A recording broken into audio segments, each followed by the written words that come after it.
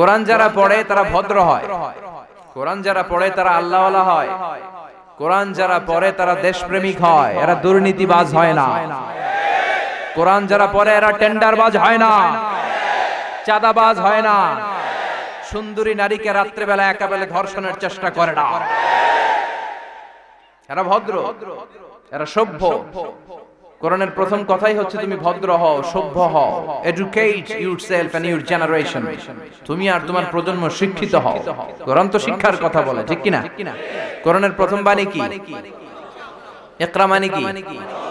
কখন পড়বেন? হ্যাঁ, সব সময়। আমাদের এই উম্মাতের নাম হচ্ছে উম্মাতুল কিরাআত। এই জাতির পড়তেই হবে, বাঁচতে হলে পড়তে হবে। মন ভালো লাগে পড়েন, মন খারাপ পড়েন, সুস্থ তো পড়েন, অসুস্থ তারপরও পড়েন, দেশে আছেন পড়েন, বিদেশে পড়েন, অবসর পড়েন, ব্যস্ত মারা যাচ্ছেন কি পড়বেন? লা ইলাহা মুহাম্মাদুর। পড়া ছাড়া বাঁচার উপায় আছে?